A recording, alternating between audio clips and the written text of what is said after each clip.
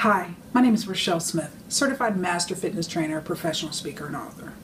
Last time, I highlighted the importance of motives and how motives can ultimately affect your level of success or failure.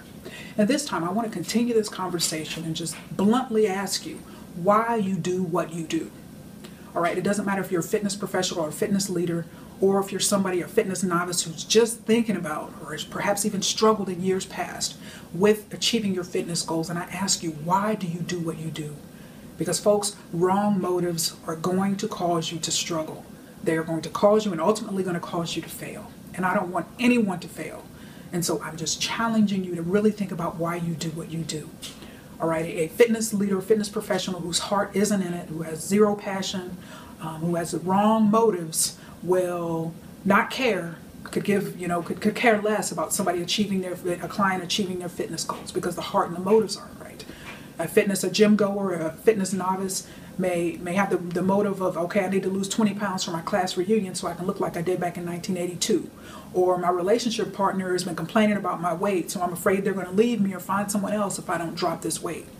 All right. Or I need to have knee surgery, so the doctor told me I can't have it until I lose 50 pounds. Okay, one thing I always say, and this is a Rachelleism, is you will not succeed in fitness unless fitness becomes a lifestyle and not an event.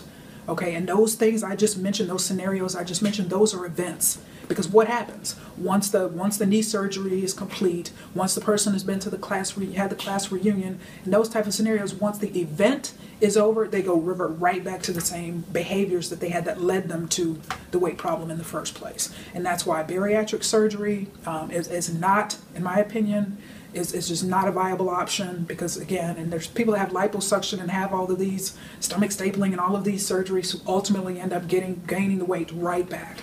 Why? Because the fundamental behavior, the fundamental motives have not changed. So we've got to have right motives regardless of what we are trying to achieve. Because fitness is hard, yes. And I always like to post great information for fitness leaders and professionals, but as well as just anybody who just wants to learn more about fitness. We should all be students of fitness regardless of what our profession is.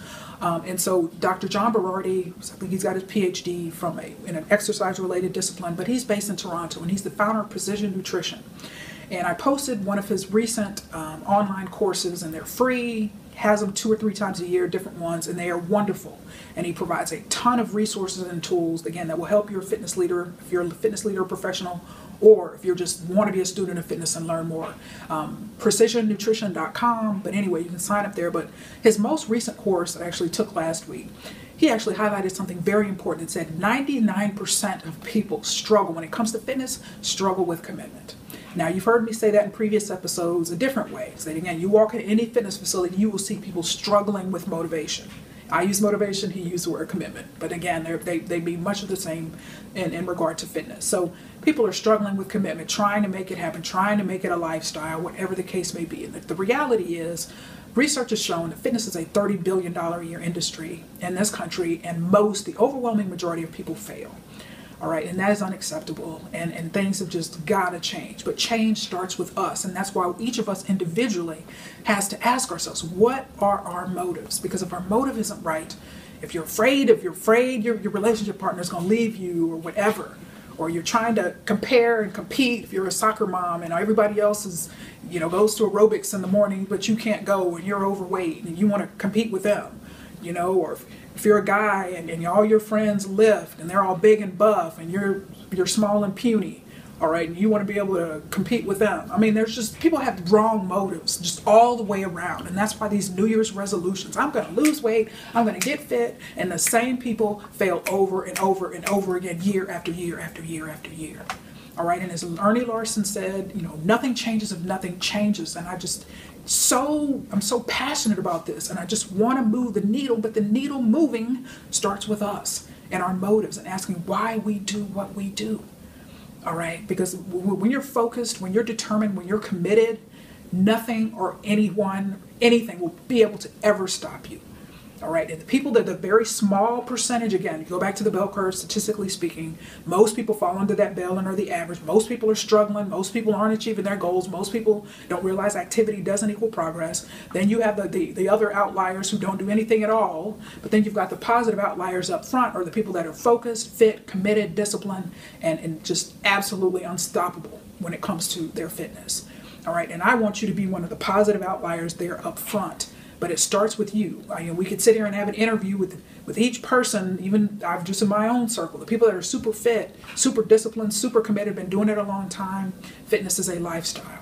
All right, most people are trying to make it an event under that bell curve, and they're failing. And the people on the tail end, the negative outliers, are definitely failing.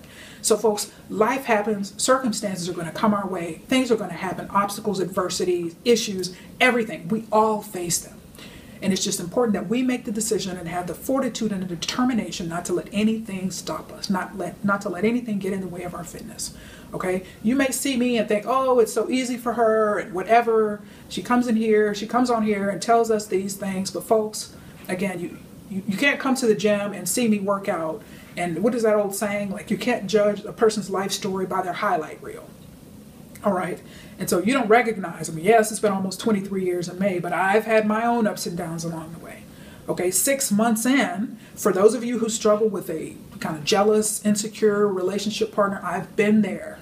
Okay, 6 months in, 1994, I was dealing with the same situation. All right, for working out at the Barksdale Air Force Base Fitness Center. Okay, my first gym, my first 4 years was there. I had a boyfriend in the Air Force, had issues with my working out like that. So I was there 6 days a week, and guess what? It didn't deter me not one bit. I continued to work out. And when I ended the relationship, I was still working out 6 days a week. And now it's 2017, and I'm still working out 6 mornings a week. All right, nothing has changed. So don't let anyone's insecurities and jealousies and any of that prohibit you from doing what you need to do and being committed and fully focused and dedicated to your fitness. Okay? Yes, some people it's the weather, some people, it's the cost of membership. I mean, it could be so many different variables that affect how people proceed or ultimately give up on their fitness goals. But it's true for all of us.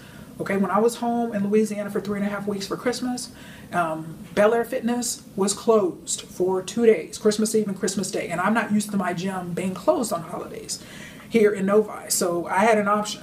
Option one was my mother has a treadmill, an elliptical, and a bike at home. I could work out at home, which I absolutely have zero motivation to do. Or I could go outside, go to the park, and power walk each day and do resistance bands when I got home. So I chose option two, as much as I despise also doing anything fitness related outside. I had to suck it up, and fortunately Louisiana was nice and warm for Christmas Day and Christmas Eve, so that worked out well. But I had to make a decision. So folks, that was an obstacle. I could have sat home, I could have just, again, enjoyed the Christmas meal and eaten all that good food and not exercised. But no, it's a lifestyle. So regardless of where I am, regardless of what scenario I'm dealing with or what obstacles, adversities I may be facing, I've got to continue to focus and make sure my fitness happens. It's been this way for so long.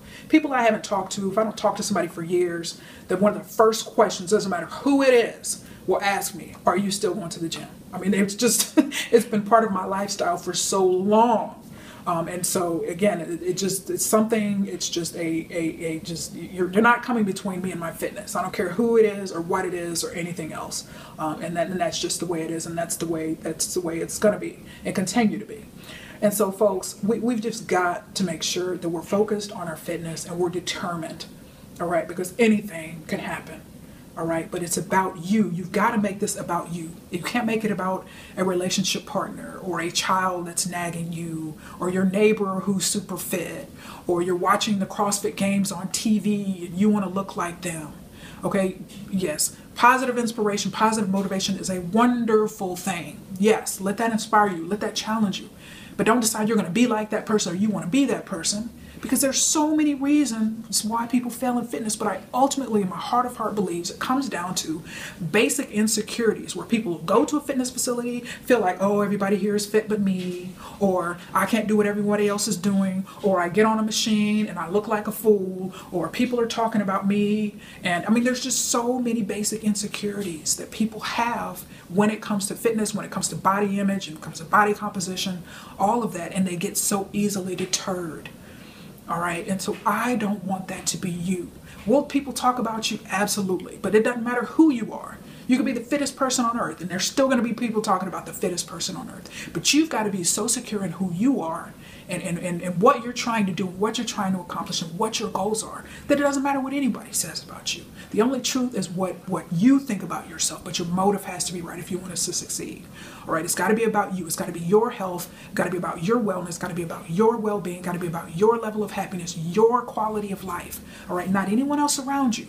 Because when the rubber meets the road, it's going to be you backing from the table after having a full plate of food. It's got to be you going to the gym to work out when you don't feel like it. It's got to be you, perhaps, if you have a home gym, deciding to work out 5, 6, 7 days a week, whenever you can squeeze in time with your family obligations. All right, but it's all about you. But it's all about why you do what you do. So I challenge you. What are your motives? Why are you doing what you do? Once you're able to successfully and honestly self-reflect and answer that question, you're one step closer to success. I thank you so much for your time. Make it a wonderfully fit day.